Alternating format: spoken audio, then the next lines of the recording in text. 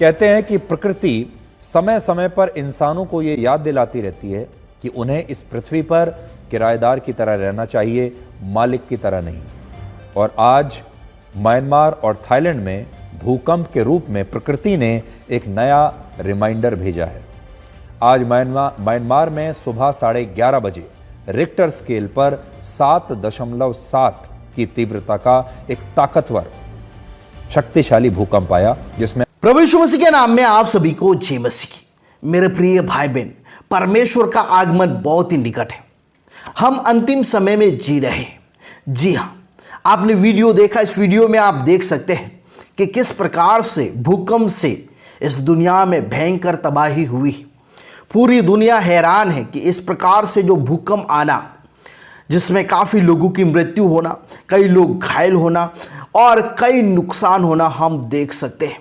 जी हाँ, ये जो भूकंप आया है वो म्यांमार में आया है।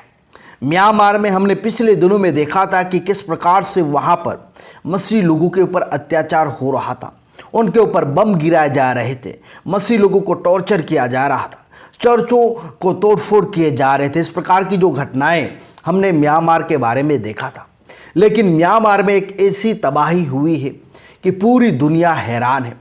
जी हाँ, म्यांमार में जो भूकंप आया है, जिसके कारण से बताया जा रहा है कि लगभग 3000 लोगों की मौत हो गई है। अभी ये जो संख्या है और भी बढ़ सकती है, और भी लोगों की मृत्यु हो सकती है और कई लोग घायल हो गए। जी हाँ, और म्यांमार में इतनी भयंकर जो तबाही हुई है मेरे प्रिय भाई बहन, इतना खतरनाक भूकंप वहाँ पर आया है।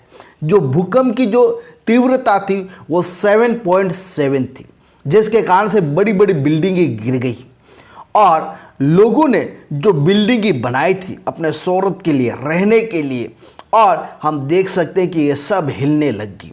परमेश्वर के आगे मनुष्य कुछ भी नहीं है।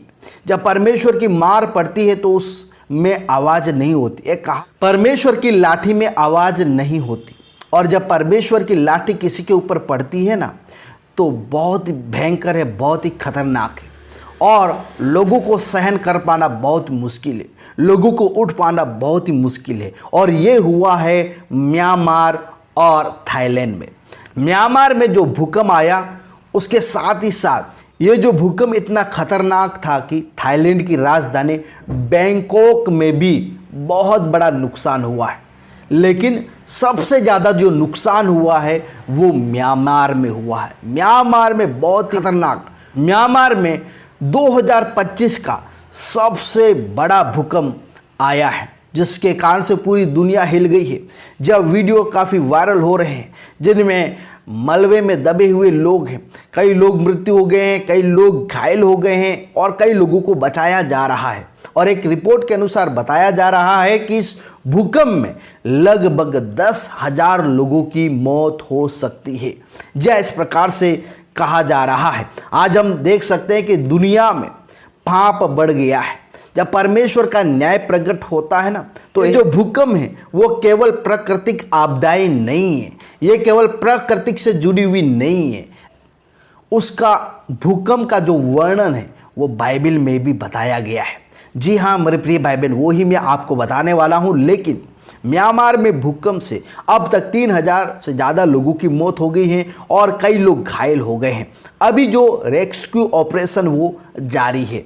मांडले म्यांमार के भूकंप केंद्र के पास स्थित है और इस भूकंप ने थाईलैंड सहित कई पड़ोसी देशों को भी प्रभावित किया है, जहां राजधानी बैंकॉक समेत कई इलाकों में नुकसान की खबरें हम देख सकते हैं।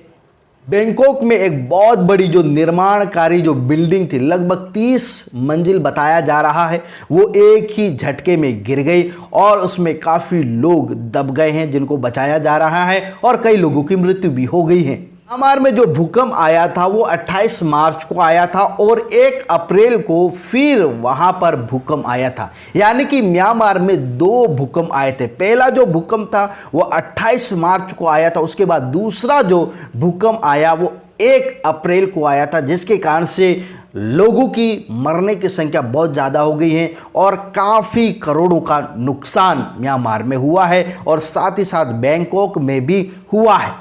जानकारी है वो स्वयं म्यांमार की सरकार ने दी।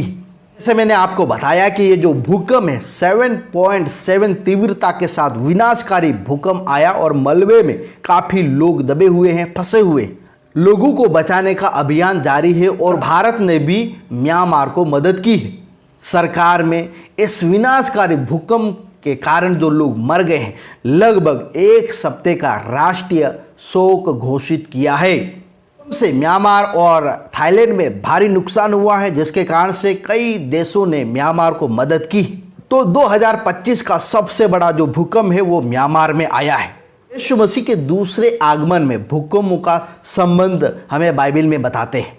बाइबल विशेष रूप से नया नियम और उसके बाद प्रकाशित वाक्य में भी भूकंप का वर्णन किया गया है। हालांकि पुराने नियम में भी भूकंप का वर्णन किया गया है, लेकिन जब हम नया नियम पढ़ते हैं तो वहां पर यीशु मसीह के आगमन से पहले भूकंप का वर्णन किया गया है।